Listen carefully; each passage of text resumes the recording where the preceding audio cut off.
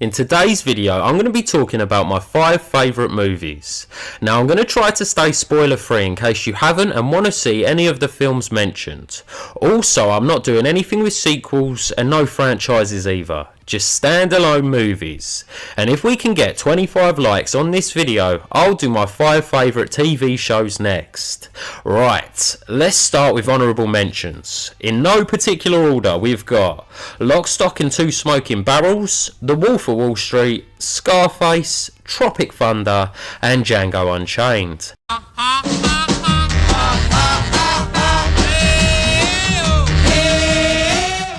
A British classic, set in the gritty underworld of London, the central focus of the movie is on a stolen diamond that triggers a series of events involving boxing promoters, criminals, gangsters, amateur robbers, supposedly Jewish jewellers, and even a gypsy Brad Pitt. Do you like dags? Dags? What? Yeah, dags. Dags? Do you like dags? Oh, dogs. If you're a fan of crime films and dark comedies, Snatch is a must-watch. The acting is excellent, the writing is sharp, and the way the story's told is very clever, having multiple storylines intertwined with twists and turns galore, as well as so many memorable quotes. Shut up and sit down, you big bald fuck. In the quiet words of the Virgin Mary, come again. You take sugar? No, thank you, Turkish. I'm sweet enough.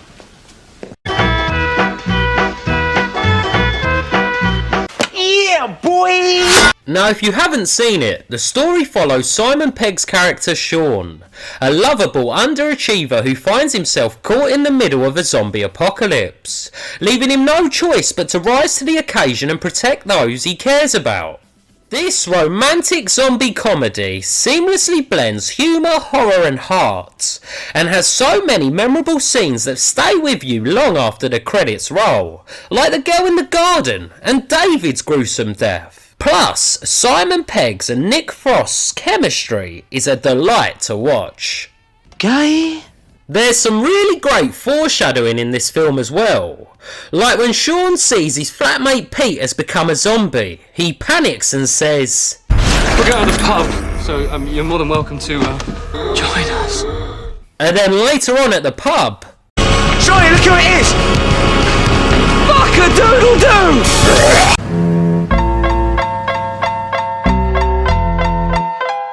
Now if you haven't seen Training Day, you really need to. But for now, I'll let Denzel tell you what the movie's about. Today's a training day, Officer Hoyt. Show you around, give you a taste of the business, you know? I supervise 5 officers, that's 5 different personalities, 5 sets of problems. You could be number 6 if you act right. But I ain't holding no hands, you understand? I ain't babysitting. You got today, and today only, to show me who and what you're made of.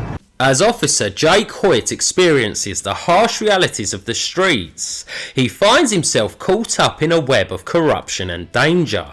And that's all I'm going to say about the plot, so I don't spoil it for anyone who hasn't seen it.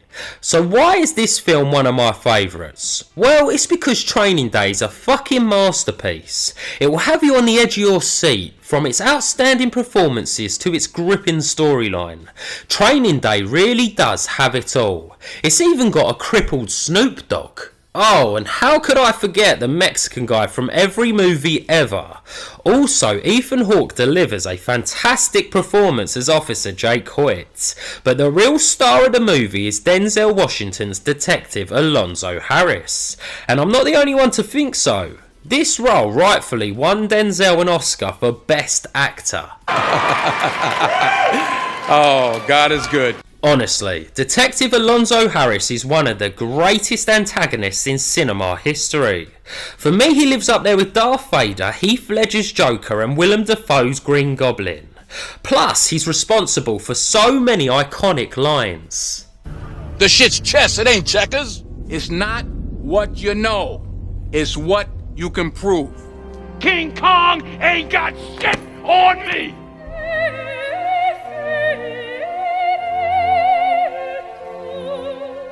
The Shawshank Redemption is a timeless classic that continues to captivate audiences years after its release.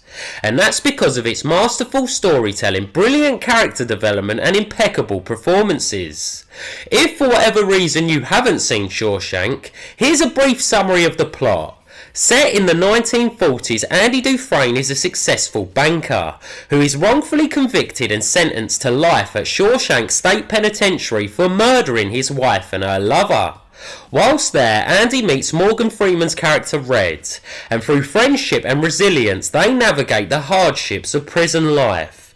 And even though these men are all criminals, you end up feeling sorry for them, which is testament to how good the writing is. Did Andy Dufresne kill his wife? The film certainly tries to convince you he's innocent, but I don't know about that. Let's have a look at the evidence. Andy was seen drunk outside his wife's lover's home with a gun, and the murder weapon just so happened to use the same bullets as Andy's gun. But Andy says he threw his gun in the river before the murders took place. However, the police dragged the river for 3 days and never found a gun. Andy also has no alibi for the night in question, and he's cold and unemotional about his wife's death. That's way too many red flags. I watch a lot of true crime. Believe me, it's always the spouse. The only thing suggesting Andy didn't kill his wife is a story of an old cellmate bragging about killing the wife of a banker and her lover, with the husband taking the fall for it. But I'm sure that scenario has happened to more people than just Andy Dufresne. He could have been talking about a different banker with a different cheating wife. So all in all, maybe Andy is a murderer. Because I'm a Spider-Man fan, I noticed the newspaper's called the Daily Bugle, which got me thinking, does Shawshank take place in the same universe as Tobey Maguire's Spider-Man? So what's my number one? What do I think the greatest movie ever made is? Simon Pegg, can you do the honours please, mate? Con Air. It's got everything, hasn't it? You know, you got Malkovich for your acting chops, you got Nicky Cage for your action, Steve Buscemi for your comedy, John Cusack for the gays.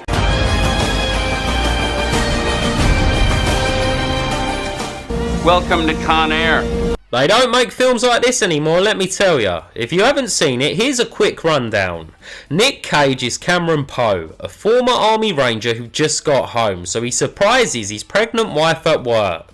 When she finishes her shift, they're jumped by 3 men. When one of them pulls a knife, Cameron kills him, and because of this, he's sentenced to 8 years in prison. He serves his time and is paroled. The only problem is he has to catch a ride home on a prisoner transfer flight with notoriously violent criminals. That's William Bedford, a.k.a. Billy Bedlam. He caught his wife in bed with another man, left her alone, drove 4 towns over to his wife's family's house, killed her parents, her brothers, her sisters, even her dog. Scan him. Nathan Jones, a.k.a. Diamond Dog, former general of the Black Guerrillas. This one's done it all. Kidnapping, robbery, murder, extortion. His name is Cyrus Grissom, a.k.a. Cyrus the Virus. And also, Dave Chappelle. Easy, man. Open up. Oh man, it smells like so much shit in your mouth. Told me he loved me. Obviously it all goes wrong and the prisoners end up in control of the plane. And that's all I can really say about the plot without spoiling it. So, why do I like this film so much? Well, it's just a good old-fashioned dumb fun action movie.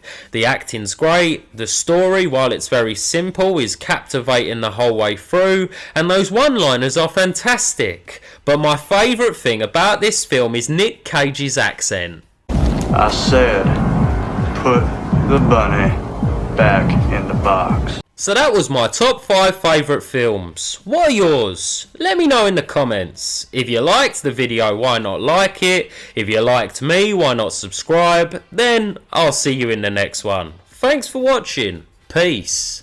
Smoke weed every day.